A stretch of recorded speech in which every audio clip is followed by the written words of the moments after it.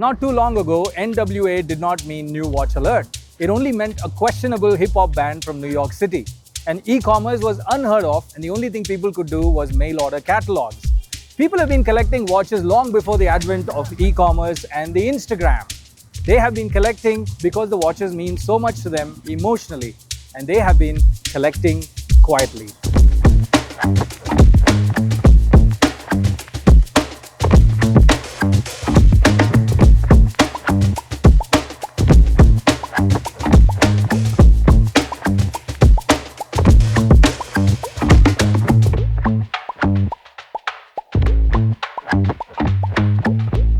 Today we have one such guest with us who's been doing it for the longest time, and we're going to sit down and have a chat with him about what it means for him to be collecting watches. Today we have one such person with us. He's been collecting watches for a long time. He's a dear friend, and he's also a customer of BWC since the early days. He's an executive, spent 35 years in the corporate world in India and overseas, and most recently he held an executive position at the Bangalore International Airport. He also mentors CXOs, and he's on the board of many companies. Today I have the pleasure of inviting for our first episode of Collecting Quietly, Mr. Sajit. Well, Sajit, welcome to the show. Thank you for having me over, Nirupesh. Well, it's been fantastic. I mean, we've known each other for such a long time. This is the first time we have an opportunity to do something like this. I'm super happy that you're the first to get this kicked off. Pleasure's all mine. I consider it a privilege. Thank you.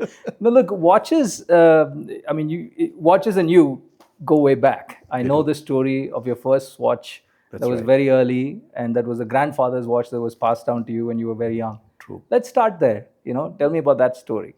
Oh, that was in the year 1984. My grandfather decided to gift me with a watch. It was a Seiko 5, and I'd like to believe that my standing in school went up by a few notches, not for my marks, but for the fact that I was one of the few people who wore a watch, And of course, it also instilled in me the great love for watches and mechanical watches at that. And incidentally, that watch is still with me. And I'd like to believe that is one of the family heirlooms that I look forward to handing over, probably passing it on to my daughter. But yes, that's where it all began. Well, that's a cool story, I mean, there's a couple of things I take away from this. One is that we've always maintained that watches are an emotional object. Absolutely. It could be a very simple Seiko 5, or it could be your Patek Calatrava. Correct. The emotions behind that object is what matters so much. And I'm so glad that you're keeping it, you're cherishing it, and you're going to pass it down, in the future. But also, the other interesting thing, and I don't know if people notice, is that you said you were the cool kid in school because you had a Seiko 5. That's right. Well, that's like today, a 13-year-old or a 14-year-old having a smartphone or perhaps the newest iPhone in school, and they'd suddenly be the cool kid. Was that how it was? I mean, nobody had watches back then? Absolutely, because I'd like to believe that the Indian society thought that you need to be passing the 10th standard with good marks to qualify to own a watch. Right. And here I was, yet to appear for the 10th exams, but already wearing a watch. Wow. So you pointed it very correctly, that it's like having the latest iPhone with you, before the rest of the country has it. Yeah. I mean, it's like a graduation. I think today, it's akin to somebody saying it's a graduation watch. That's right. I think back then the graduation watch is if you cleared class 10, you got your first good watch, and that was sort of your graduation. I mean, I think in the Western world is akin to like a high school watch. Middle school to high school, you get yourself a nice watch, right? That's right. But you're saying you got it early. It did. How long did you wear it in school before you got to your second watch? Okay, I began in 84, so I kind of gifted it in 84, and I probably wore it well into my working days, which is somewhere closer to 90s. Right. So while I did acquire a few watches on the way, this was the one that I went back to. Right. As luck would have it, I lost my grandfather who gifted to me in 86. So that kind of added the value of the watch, and became an even more prized possession thereafter.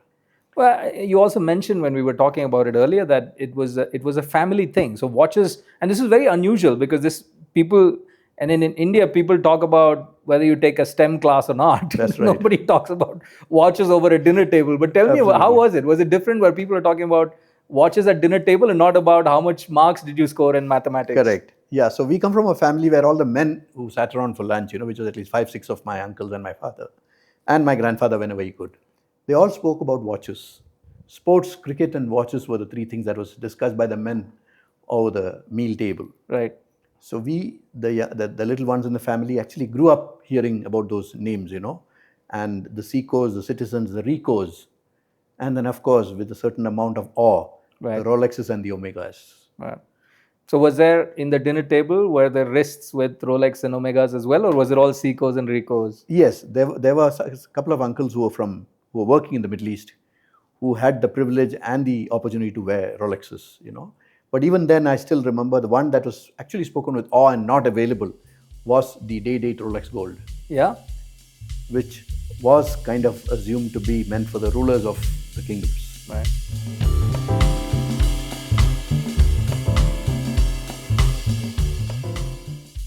But here's the deal, right? I think today I talk to a lot of young people, I meet a lot of young people, and one of the reasons they buy new watches is because they get a kick out of NWA, new watch alert, on social media. What was your NWA? Was it like a community at work where you got together and talked about new watches? There were two parts to this actually. This was a time when the quartz watches were getting introduced. And and we were kind of leaving behind the hand-wound watches. Right. And the same was bridged by the automatics. Automatics, right. Who actually did, for the user, it was almost like a quartz watch because you wore it and it worked. It worked, yeah. So for me, the fact that we were moving into the quartz world, and it offered far more features. Right. Which an automatic could never do. For example, a calculator could never be thought of in an automatic watch, or a mechanical watch. Right. So that was aspirational. And that was around the time that you had multiple brands available. There was Casio, there was Seiko, there was Citizen, and all of them try to compete and give you new features. Yeah. And I still remember Friday was the day that the Times of India, on the 5th or the 7th page, on the right-hand side, carried a half-page advertisement of the latest watches. It could either be a Seiko, a Citizen, or a Casio. Right. So each of them and the features that they offered was actually extremely enticing, and that was one thing that kept you going back. Absolutely. Right?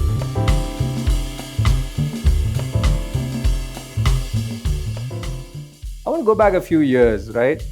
You said, as a young man growing up in Jamnagar, early days of professional career, wearing cool watches because your family exposed you to cool watches. And you're probably one of the coolest guys at the office wearing a calculator or a Seiko with a red Sunday. Correct. And then there was a story of one day you would own it, right? That's right. Tell me that story, right? Because that's fascinating. Yeah. And there's so much layers to that story about advertising, about aspirational value of watches. Absolutely. I think that's a very interesting story, and I want to hear that story again. Okay, so as a part of the father-son discussion of the watch lore, I've had my father narrate to me that he landed in Bombay to start his career from Kerala in 1950-51, and he would get down at VT and walk across to his office. On the way, he would pass this very, very important mark there, which is called the Kala Ghoda. Yeah. And Kala Ghoda is in South Bombay. South Bombay, absolutely. Which is today Colaba, right? Colaba, that's right, absolutely. Yes. Adjacent to that, he says there used to be this first authorized dealership for the Omega watches. Right. And when he walked past in the evening, when he was on his way back home, he would see this poster and standee which said, it had this photograph of a man sitting fishing with his back towards the camera. Yeah. But it had a beautiful line underneath which says, Omega Seamaster, one day you'll own one. Yeah. Right. He read it. And, he kind of bore it in mind because he knew that, Omega at that point in time was probably beyond the reach. An aspirational purchase for a lot of people. Absolutely, So I remember him narrating that to me, and then things went on. I'd like to believe that, while his love for watches didn't in any way fizzle out, but other obligations and requirements kind of made him probably put it on his back burner. Many years after that, we were in Bangalore, and there was some discussion again, and we used to repeatedly talk of watches, and I had started acquiring watches, begun to collect them, and I remember one day going past Safina Plaza Right. and seeing this first big showroom, which said Omega on it. Omega. So I walked in and asked them, that would you have a Seamaster? And I remember Sunil was a person who was manning the manager of the thing. And he said, yes, I do have one. So I said, I want to pick this up, but I want it for my father. Right. He said, that shouldn't be a problem, because for the first time, the high-end watches had come to India and there was a paradigm shift in customer service. In customer service, yeah. So he picked up the watch. He got into my car with his, the equipment required to trim the watch. To trim the watch. And he traveled back with me. Right. And he came home and actually adjusted Got it sized for my father, and then made him wear it. Of course, the look on my father's face was something that money couldn't buy. Right. And I still carry it with me. So that's how we actually proved the slogan which says, one day you don't want. But it's a brilliant story. And I happen to see that watch. It's in great shape for the time that it's spent with you and with your father, and now back with you now. That's right. I'm sure that's a watch that you're going to cherish for a long time, isn't it? Absolutely. Yeah. And while on the subject, there's something more I'd like to share with you, related to the same brand. A little before that, before I actually could afford to walk into a showroom and pick it up, internet had just come. Yeah. And one of the first things I did when I managed to get a connection at home, while it took ages for the page to download, thanks to the speed, I was at this place called Davangere, Right. where my job had taken me. Right. And evenings would be spent browsing the internet, because this is a new magic that was available to the middle class Indian. And this was the dial-up internet. That's right, Yes. absolutely. So you had to wait till 10 p.m. before the speed increased. Yes. So nonetheless, one of the first things that I did was I went and visited the websites of various watch companies, and Omega obviously was the first of the lot.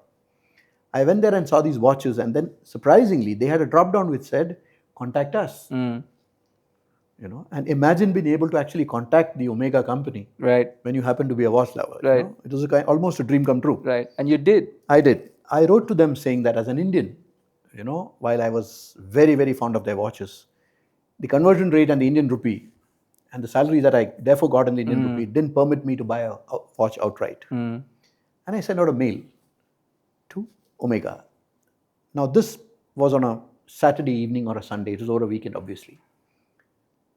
On Tuesday morning, and Hotmail, let me tell you, it was Hotmail, thanks to Samir Bhatia. Tuesday evening, when I came back from work and, after dinner, as usual, waiting for the 9 p.m. so that I could log in. Did they write you back? Yes, I receive a mail. And this time, it was marked from a person called Mr. Narayan. And what did the mail say? The mail said, thank you for your email and your interest in our watches. And we would like to offer you an option wherein, please feel free. We noticed that you're close to Bangalore. So they've taken the trouble of actually identifying knowing where you are. That's right. And it said, please feel free to carry a copy of this letter and walk into any of the showrooms that we have in Bangalore, and feel free to pick up the watch of your choice against 6 prepaid checks. Oh, wow. For the full amount. So it actually gives you the flexibility of paying it over a period of 6. Over a period of 6 months. 6 EMIs. Right. And you can pick up the watch. And I'd like to believe that amount didn't, or the letter didn't mention anything about any interest or anything else. Wow. So it is the actual MRP to be divided by 6. Right. And to be paid over a period of 6 months. Now that's something I thought was out of this world in more ways than one. Yeah. And I remember the gentleman's name. His name was Mr. Narayan. He was a country manager in India for Omega watches. Right. Did that happen though? Like, did you go to see through the purchase with that? No, I didn't. I didn't, for the simple reason that even that would have been a hefty amount, Yes. Because even in those days, I'd like to believe that the base level of a Omega watch was close to $1.5 lakh. Oh, that's still a lot of money. A lot of then, money, right? Yes. And I'm talking of the year 2002, 2003. Yes, and that's $1.5 lakh is probably like today is like $1,500, $1,800 US. That's right. Yes.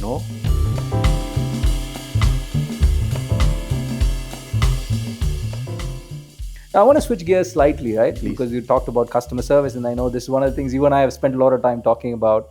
How did the BWC story happen? Maybe Maybe Yeah, tell us of course. how you found us and how you got to us. That's right. So I remember reading about BWC, Bangalore Watch Company, and I was on vacation at Coorg. Right. Okay, it was a solo vacation I'd gone, and I checked into the Taj Hotel, and I was there and I was reading. And I came across the Bangalore Watch Company and something that a husband and wife have begun, and I was reading about it. And somewhere it also had a contact number there. Right. All right. So the 2 days that I spent in Coorg at the Taj, Madikeri, I kind of found the number, saved it, and I decided that when I was coming back from there, I had 6 hours to myself in the car. Because you had to drive back to Bangalore. That's right. So the moment I left Taj, I dialed the number, and the second ring, the voice on the other side was answered. Right. I introduced myself, and he introduced himself as Nirupesh. Okay. And from there on began the long association. And I explained to him that I had loved watches, and that I found the write-up about his company, which is Bangalore Watch Company. And being a Bangalorean, or kind of being a native of this place, I said it kind of was a further appeal, to have a company which actually calls itself the Bangalore Watch Company, and somebody who talks probably with the same intensity and passion about watches. Because you did have the other companies, but for me at least as a watch owner, those were very, very distant this thing. I never got a chance. The nearest I met was probably an authorized dealer or a retailer. Right. Yes. And here I was, somebody who was creating those watches. Right. There was a direct to customer interaction. Absolutely. Yeah. And this is something that fascinated me, no end. I almost dreamt of them. And here I was interacting with a person, and who was in the same town as I Yes. And what better could it be? Right. No, I remember clearly. I remember that conversation because it was a very interesting backstory about the hairpin bends down. Absolutely. Hairpin bends down. I must thank you one more time officially here. I have motion sickness. I had motion sickness, and let me tell you this: the fact that I spoke all the way from there, and this entire thing, it's on top of a hill, the Madikeri Taj. Right. So coming back would have been horrendous otherwise for me. So I kept you distracted, wasn't it? The two of us kept talking and talking about watches. I didn't even realize, my mind didn't register the fact that I'm going down the end, I'm supposed to feel queasy and throw up. Yes. So I have to thank you for that, because by the time we finished talking, the 20 minutes of coming down was taken care of, and I had a lovely time. And I didn't know this at that time. I only know this later when we met, right? Correct.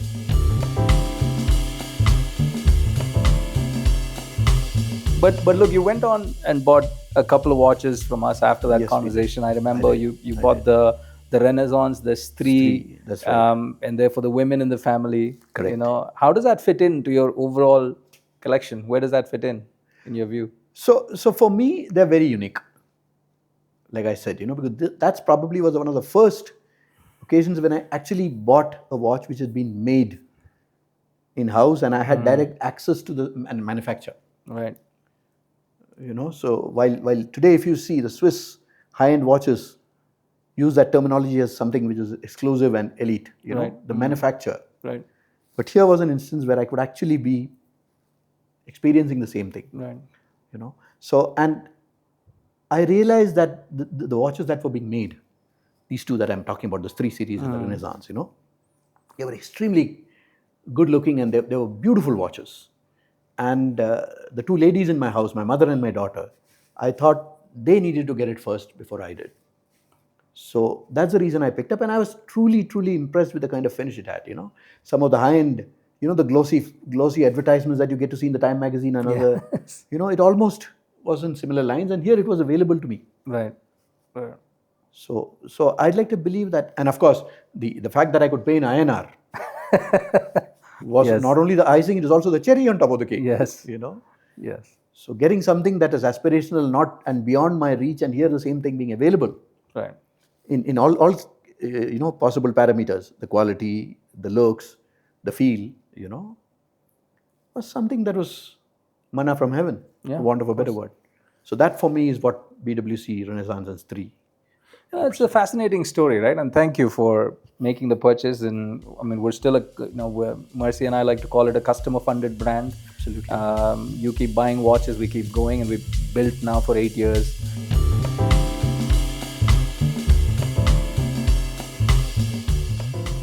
But let's switch gears now. Let's talk about Something else that's sort of becoming very popular in watch collecting now. I mean, you've seen it all. You've seen the Seiko 5s, you've seen, Yes. I know the number of micro brands you have as well, right? I mean, you have Indian micro brands, you have micro brands from, I saw your Filippo Loretti that you're wearing today. That's right. Brilliant watch.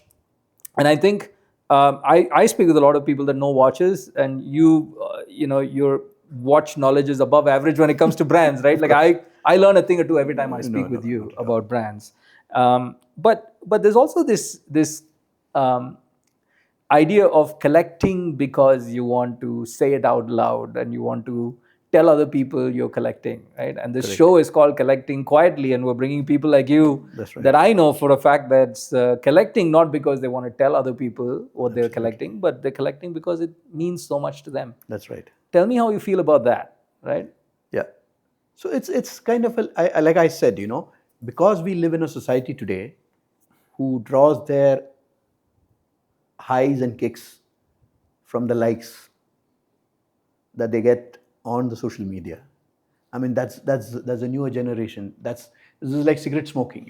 When you and I were growing up, smoking was a sign of manliness. Yes. It was a style statement. Today, it's been banned. So in the same way, but just as that was a classification of class and being up there, today the fact that being able to acquire the latest, not necessarily the best, yeah, and then announcing it, like you rightly used the word at the start of our discussion, the NWA concept. Yeah. Yeah. So it's a 50-50 today. 50% of the high comes from the fact that I declare it and there are X number of people who acknowledge it. Right. And I get the dopamine high or whatever you call it. Right. So the present generation probably is also hooked on that element. And but there are the older ones, the old school, like people like me, who would like to believe that the mechanism of the watch, the way and the spirit behind which it's been made, the intent and the so-called the little story that goes behind it. Right. A classic example is BWC's cover drive, for example, for a cricket crazy country like ours. I'm surprised that BWC is one of the first to actually name a watch after one of the most elegant strokes known in the cricket almanac. Right. It's beautiful. So imagine that bit of it. Never will that go out of fashion, at least in India, for the next couple of centuries, if not more. Correct. Because associated with something which kind of cuts across all religious barriers, all social and economic divides, and unites. That's one time when if you see the entire country gets united. Yeah, you're right. It's a religion, isn't it? Absolutely. And here is a watch that kind of beats to that heartbeat. Right. So I think so. In your view, it's the longevity of the principle that takes a longer, much longer than the sort of relative short-term dopamine hit that you might get from a social media engagement, isn't it? And also it's also very, very similar in many ways, therefore. So we'll have to wait and see how long will you have these people who have the association with those brands, See, that's the other thing. See, 50 years from today, we would still probably be very proudly talking about BWC.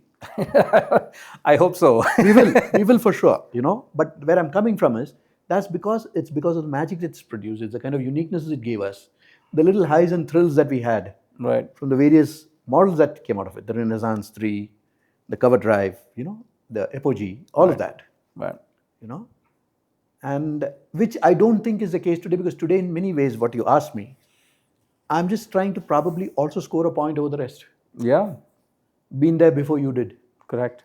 Is the new driver. Yeah. Who got there first? Who got there first, precisely. So maybe that is also the difference in the mindset of the today's so-called watch collectors versus those who kind of grew up the ranks, for want of a better word. Right. What would you, if you met a young collector today, what would you tell them? Would you tell them slow down, take it slow? What would be your one singular message to a young collector today who's just getting into the hobby of watches? You remind me of something that the world famous auctioneer of watches, Aurel Bacs, he told me the last time he met me. He said, Sajit, anytime you look at a watch or you decide to buy one, ask yourself, would I be wearing it 5 years from today? Yeah. Yeah. And I'd like to think that applies, and that's what probably I would pass on to the newer watch collectors, And so, like I said, the cover drives of the world would never go out of vogue. Yeah.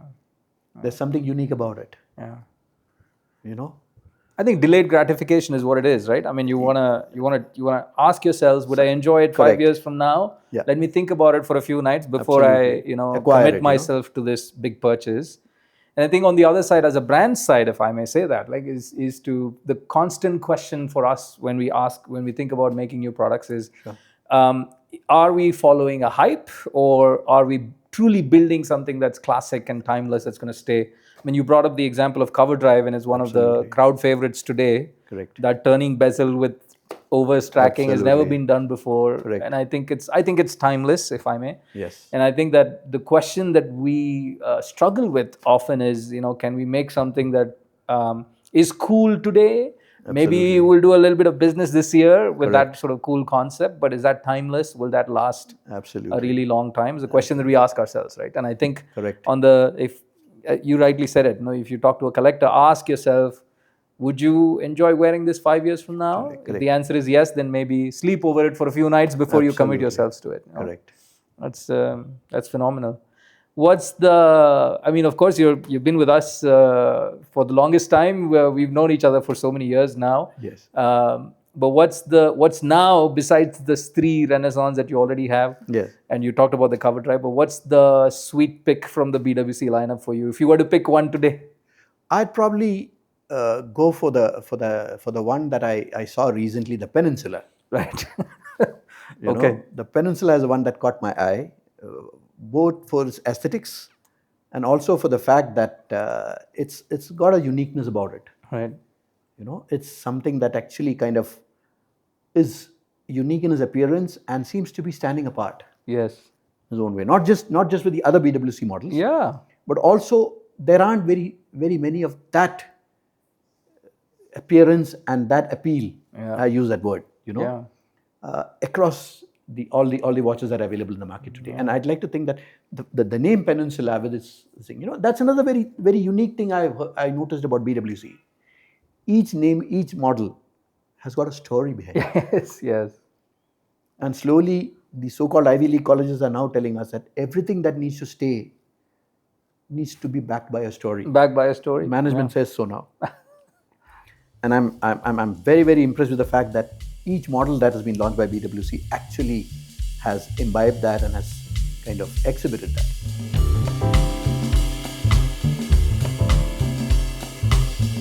I recall a very interesting story that you mentioned to me once. It was almost a secret agent story. Oh, yeah. Right? Bond wore the Omega, but you wore something else in a coveted op. Yes, right? And I want to hear that story again, right? It's look, on the one hand, it's such a serious thing, but on the other hand, it's such a fascinating story. It is. So when you were a secret agent representing the country, what did you wear? And tell me that story again. Okay, so I began my career as an intelligence officer with Indian Customs. So as luck would have it, and this is almost dreamlike for an average Indian middle class family, my father retired on 31st of December 1991, and I joined service on 22nd of February 1992. Wow. Just a couple of months apart. Yeah. And the reason these dates are important is because the day he retired, which is 31st of December, he was gifted with a Titan which had just been launched at that time. The brand in India, one of the first, it's a Tata brand. In turn, because I got a job in 2 months' time, and being from a watch-loving family, he very magnanimously gifted it to me and said, "You wear it." He says, "I've got my watches and I'm no longer working. I'm retired now, so I want you to wear it." Since I was in intelligence and it was a very a time when there was a lot of nefarious activities happening, in the smuggling sphere, we got specific information, and in June, same year, we decided to intercept a suspect vessel in high sea off the coast of Gujarat. And me and my team went there and we intercepted it. And as luck would have it, the gang and the members on board were kind of cornered because they knew they had contraband on board and we had boarded the vessel, They blew up the vessel. It's a wooden country craft. Wow. They blew it up, and sadly, I lost one of my team members. I was wearing this Titan, And because it was mid-sea and that it was rising tide, some of us had to jump into the sea and cling on to the anchor because there was no other way. Because our boat, which was at a distance because of the tide water requirements, couldn't come alongside. The Titan stayed with me, right? We got rescued after about 30 minutes. We were able to capture both the contraband and all the suspect members of the country craft. That watch stayed with me, and it's only much later, while it still was on my wrist, that I realized that there's a little scar on the frame of the watch, which was because my hand banged into the chain which holds the anchor of this thing when we jumped into the water to save ourselves. Yeah. So it saw that, and it kind of probably stayed with me. I'd like to believe that it's also the goodwill of my parents. Yes. Which worked as a kind of armor for me from anything. And the interesting part is, I couldn't swim then, I can't swim now. Well, was there a requirement to get hired in customs, especially if you couldn't swim? Was that even a deal back then? No, that's the uniqueness of the thing. See, because you were selected based on your exams and your qualification and the marks. Yeah. The allotment often happens thereafter based on the ranking that you get. Right. So they don't select for customs, they make you write a common exam. Common exam. And then based on the ranking, you get posted in customs. Correct. So the intelligence is up there. So since I happen to be in the better ranked of them, I got posted into the intelligence department. Well, I can't swim either, so I hope I can say this, that an intelligent man that couldn't swim still got into customs. Absolutely. And had to go capture a boat full of contraband in the high seas. Absolutely. And you wore a watch that still made it through, and you still have it now. And it still works, right? What a brilliant story, right? Yeah. I wish you had a Breitling emergency where you could just phone home and I know. Call for backup. Yeah, but believe you me, in that moment, spur of the moment, imagine for somebody who doesn't know how to swim, willing to leap into the mid-sea, with at least 30, 40, 80 meters of water below you. So you literally hung, you cling on to the anchor chain of the boat. Absolutely. And then clung on there, and then some of these people saw that this had happened, and the entire boat, it's about 120 feet long wooden dhow, as we call it, ablaze. So in mid-sea, there's nothing else, and it's at 12:30 and 1 in the middle of the night. Oh, it's in the middle of the night? Middle of the night. So no light? Right. Nothing. And they did it on purpose so that they thought they could leap off and swim away. Yeah, get away. Get away. Didn't happen because they were too far away from the shore, and the only thing nearly available was our own boat. So we were able to find all of them and detain them thereafter. And the next day, as luck would have it, because of the tide being a rising tide, it carried all the contraband, which was hidden in metal barrels, to the shore. And the next morning, we found all of them. Wow. And I'm sure this was a classified story for many years. You're able to tell your story now. Now, absolutely. And have a bit of laugh about it. But it was a very serious thing back then. It took a lot of courage. As a job, I guess. Probably 2 months into the job, or that's right. Probably just a month into the job when this happened. Yeah.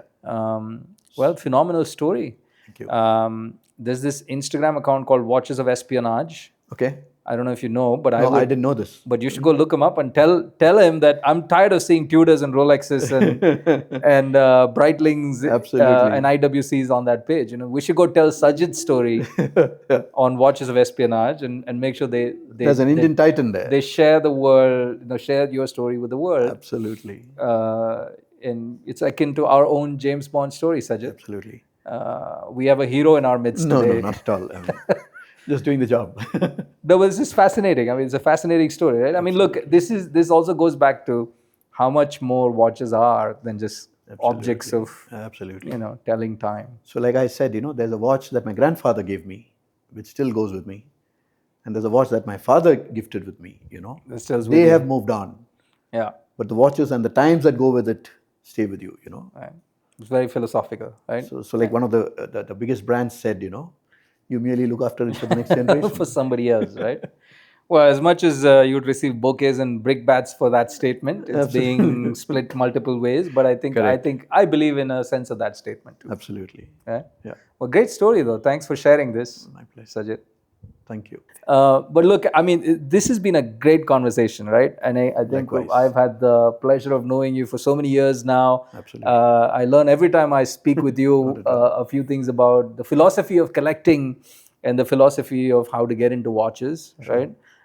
This has been an absolute pleasure hosting you here at the Flagship Boutique, and thank you for joining us And if there's one thing I'd say as parting words, I would say, please continue collecting quietly. Of course, I will. Thank you so much for having me. It's been a privilege and pleasure. Thank you. Thank you, Sajit.